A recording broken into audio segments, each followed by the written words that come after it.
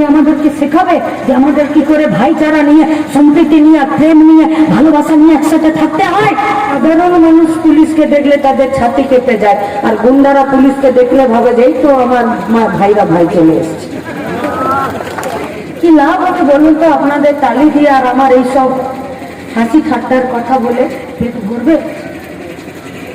পরিযায়ী শ্রমিকরা আমাদের পশ্চিমবঙ্গ রাজ্যে ফিরে আসবে? গোটা মুর্শিদাবাদের এই যে এত জমি পড়ে আছে, সরকার অধিগ্রহণ করেছিল যে জমিতে নতুন করে কলকারখানা হবে, আইটি পার্ক হবে, আইটি হাব হবে, যেখানে কাজের সুযোগ হবে, সেই জমিগুলোর কি হবে? মুর্শিদাবাদে কটা লোকসভা, মুর্শিদাবাদে কতগুলো বিধানসভা, মুর্শিদাবাদে কতগুলো পঞ্চায়েতের সমিতি, মুর্শিদাবাদে কতগুলো অঞ্চল আছে, এত এত পঞ্চায়েতের প্রধান, সমিতির সভাপতি, জেলা পরিষদের সভাধিপতি, এতগুলো এমএলএ, এতগুলো এমপি, কিন্তু ভুলেও একবার উচ্চারণ করছে না মুর্শিদাবাদে যে সরকারি জমি অধিগৃহীত হয়েছিল সেই জমিগুলো আজকে কোন কাজে ব্যবহার হবে।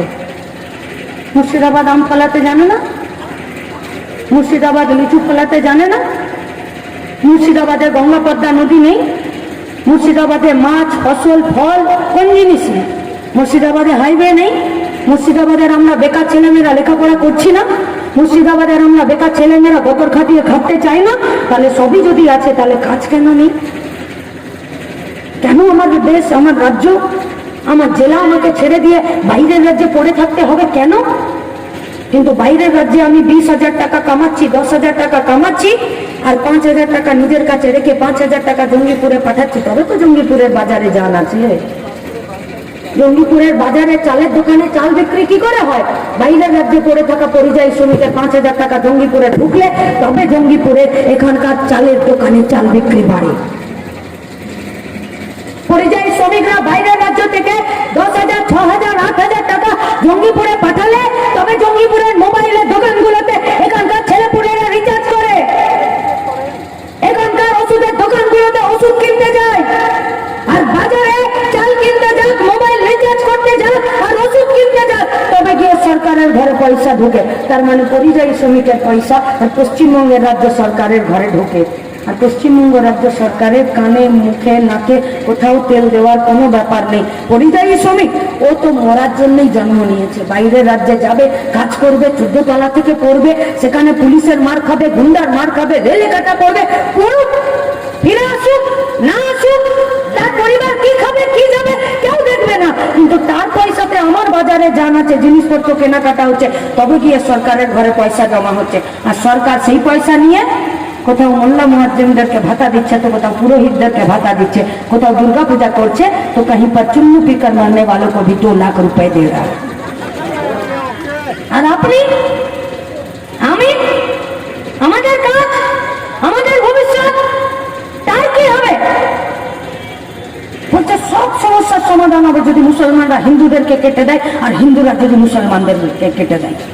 তাই তো বলছে, মুসলমানরা যদি হিন্দুদের ঘরে আগুন লাগিয়ে দেয় আর হিন্দুরা যদি মুসলমানদের ঘর বাড়ি ভেঙে দেয়, তাহলেই নাকি সব সমস্যার সমাধান হয়ে যাবে। বিশ্বাস করেন নাকি হয়ে যাবে সমাধান?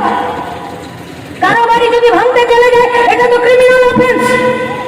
কেউ যদি কাউকে খুন করতে চলে যায়, তাহলে তো সে মার্ডার কেসের আসামি। এই তো আমাদের মঞ্চে বিবাহের কমরেডরা আছে, এই তো গোটা মাঠে বামপন্থী আমাদের ছাত্র যুবরা আর আমাদের রাজনৈতিক দলের কর্মীরা আছে। আমাদের কমরেডরা খায়নি মার্ডার কেসে, আমাদের কমরেডরা মিথ্যে পানি কেস, গাঁজা কেস খায়নি, আমাদের কমরেডরা জেল খাটেনি। তাহলে যদি লড়াই করতে গেলে, আন্দোলন করতে গেলে মার্ডার কেস খেতে হয়, তাহলে এক ধর্মের লোক হয়ে আরেক ধর্মের লোককে খুন করে দিলে মার্ডার কেসের আসামি কেন হবে না? তখন হয়ে যাবে দাঙ্গা। কারা চাইছে দাঙ্গা? বিজেপির পার্টিটা,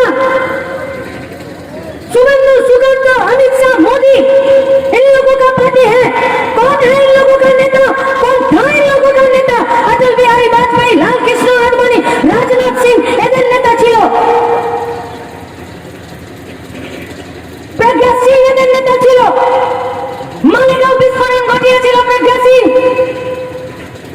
অটল বিহারী বাজপেয়ী, লাল কৃষ্ণ আডবাণী এরা রথযাত্রা বের করেছিল, আর যে রাস্তা দিয়ে এদের রথ যেত সেই রাস্তায় মানুষের রক্তে ভিজে যেত।